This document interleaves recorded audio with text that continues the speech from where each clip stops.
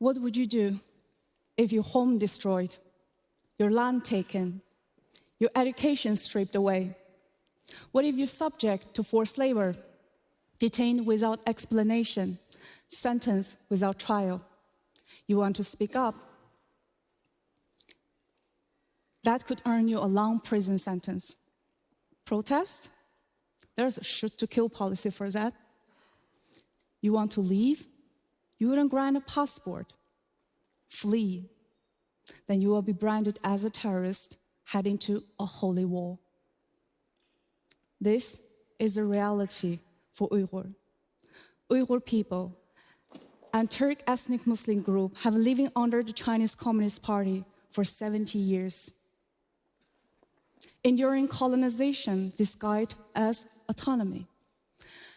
Their religious practice, language, culture has been systematically dismantled. Today, this has escalated into a genocide, where the regime now holding the highest known imprisonment rate in the world.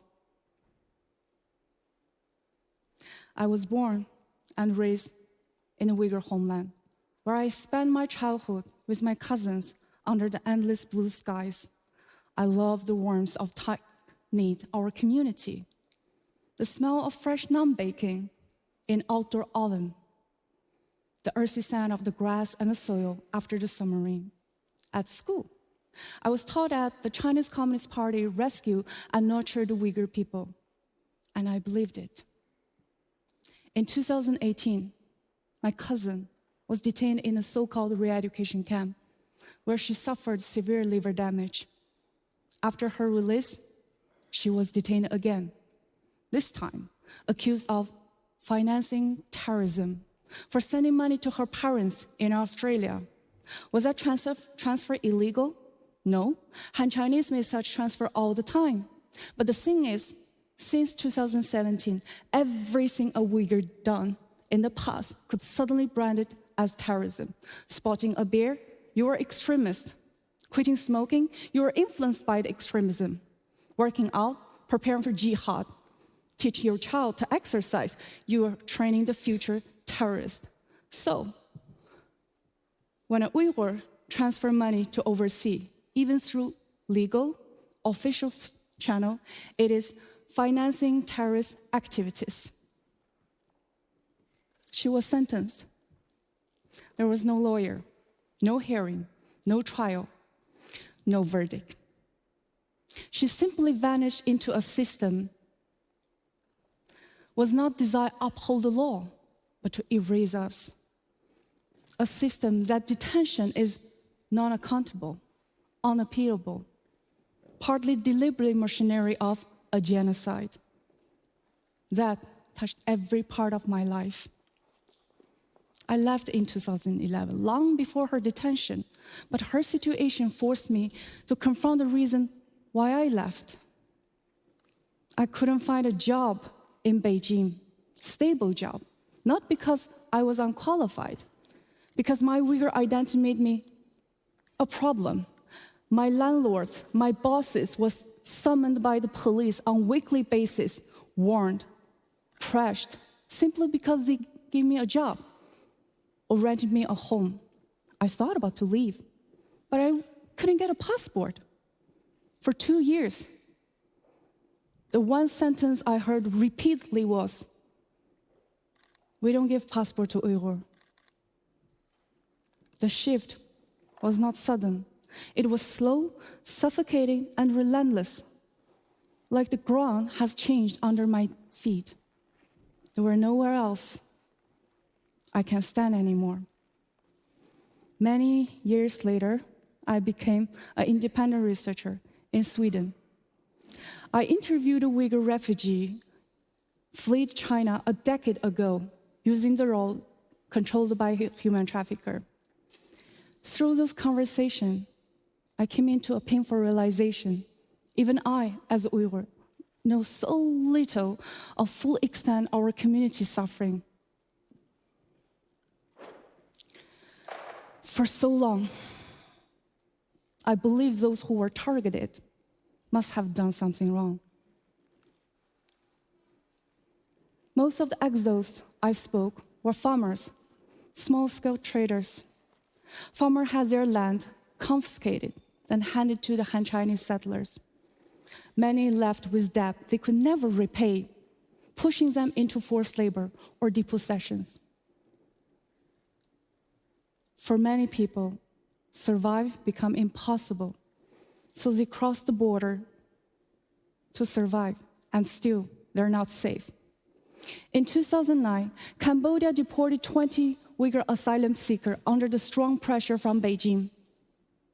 2 days later, Chinese government signed 14 agreements with Cambodia authorities, worth approximately $1 billion. It was a relief later. Some of the deportees were sentenced to life in prison, some even executed. In 2015, Thailand deported 109 Uyghurs. The decision came just days before the Thailand government agreed to purchase 3 Chinese submarines, again for $1 billion. 2017, Egyptian authority deported 12 Uyghur university students. 2019, Turkey, once seen as a refuge for Uyghur, deported 4 Uyghur to Tajikistan, including 2 children. From there, they were deported back to China.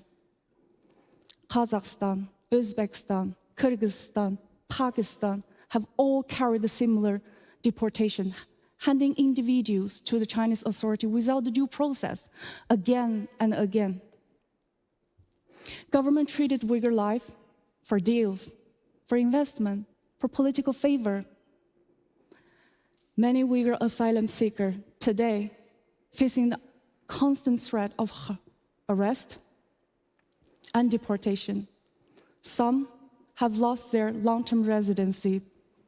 Others seeing their citizen application denied, not because the crime they didn't do anything wrong, because China labels them as a threat, so the host country treats them as suspicious.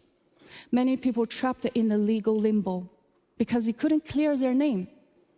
In 2022, my investigation led me to a group of Uyghur men unlawfully detained in Thailand.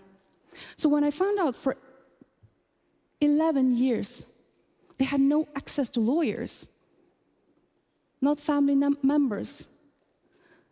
Despite all submitted asylum application to UNHCR, no one was issued certificates, not even visited by the UNHCR officials. So I thought, okay, so they must have done something wrong. I was wrong again.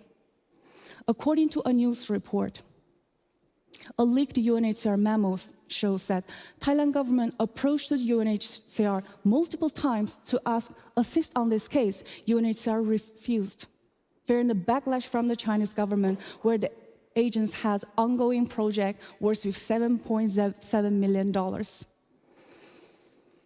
Several governments showed a willingness to resettle this group, but Thailand government refused to let them go.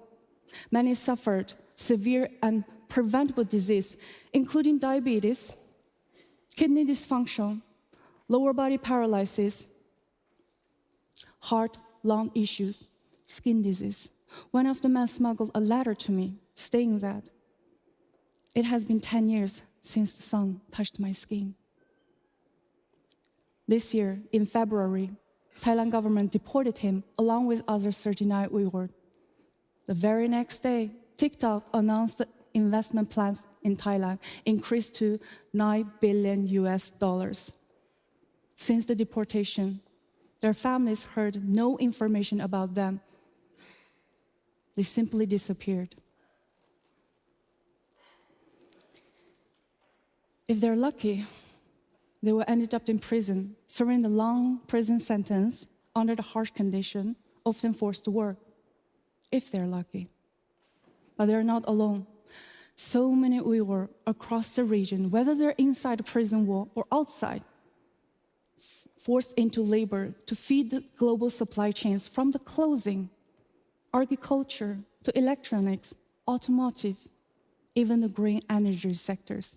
Yes, the dirt behind the clean energy is the Uyghur forced labor. But it doesn't have to be this way. So I'm standing here to ask you to stand with the Uyghur community, to demand the government uphold human rights, or support the working groups that working tirelessly to stop the deportation before it's happening. One such group is Wall Pigeon Collectives. What happened to my cousins has changed me. I mean, she was the reason I became a researcher, later a journalist. And now I couldn't stop thinking about these 40 lives disappeared in front of my eyes. I read their letters. I heard their voice. I talked to their wives and underage children. But as a journalist, I'm not allowed to advocate. So after many days thought, I decided leaving this circle and join the Wall Pigeon Collectives. Together now, we're transitioning into a small non-profit organization. This group is made of lawyers, legal researcher, scholar. We want to make sure no one else will share the same fate as he did.